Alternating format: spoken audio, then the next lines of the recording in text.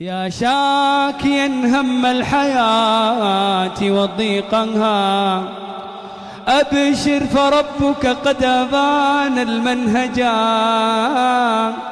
من يتق الرحمن جل جلاله يجعل له من كل ضيق مخرجا.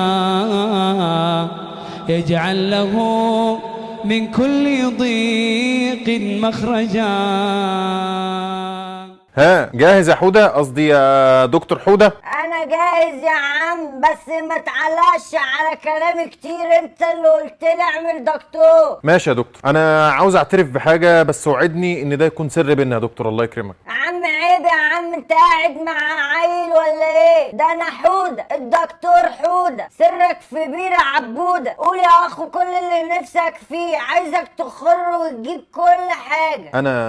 انا خروف يا دكتور. انا اقتنعت خلاص ان انا خروف، وان الناس اللي كانت بتنصحني دول كلهم جزمتهم فوق دماغي. الله، ده الموضوع طلع حلو قوي يا عبودة. صدقت اخيرا لما قلت لك دول ارهابيين وما تمشيش وراهم، ما تمشيش وراهم. قول يا عبودة، قول يا عم وفضفض، الدكتور حودة بذات نفسه هيسمعك للاخر يا زميلي. انا يا دكتور كنت خروف لما نزلت شلت الشرطه فوق دماغي عشان ترجع تنفخني من تاني وتقل قيمتي بعد ما كرامتي رجعت لي. كنت خروف لما صدقت التلفزيون وهو بيقول عن الناس اللي في الميادين اللي نازلين عشان كرامتك وكرامتي ان هم ارهابيين وعندهم كيماوي وكره ارضيه واللازم منه. اكتشفت ان خروف لما عيطوني في التلفزيون على ممثل مات في مسلسل، وقبلها نفس التلفزيون كان بيخليني ارقص واغني على المصريين ولاد دمي وهم بيتدبحوا في الشوارع. حجم ليتي كان اكبر من مستشفى 57، وانا بحلف ان اختراع الايدز حقيقي ومش ممكن يشتغلونا في حاجه كبيره زي دي. ثروتي كانت تكفي مصنع الغزل والنسيج لما صدقت ان قناه السويس كانت فتحه خير وهتخلينا نلعب بالفلوس لعب. الله، ده انت بتلقح بقى يا اخو. تصدق كرهتوا الناس في الدين باسلوبكم ده؟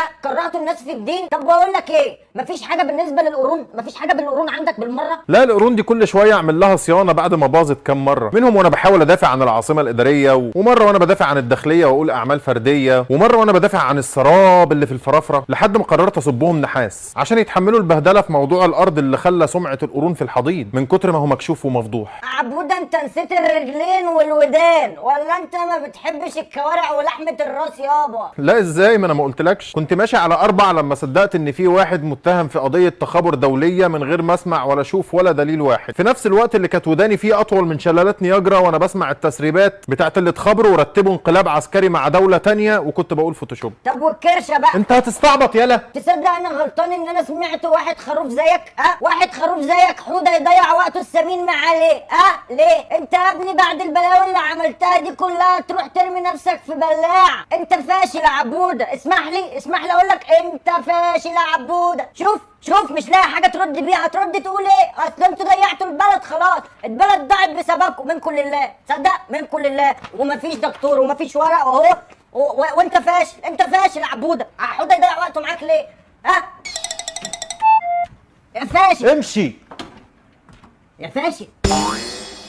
رمضان رمضان رمضان يا حبيب، رمضان رمضان ليتك دوما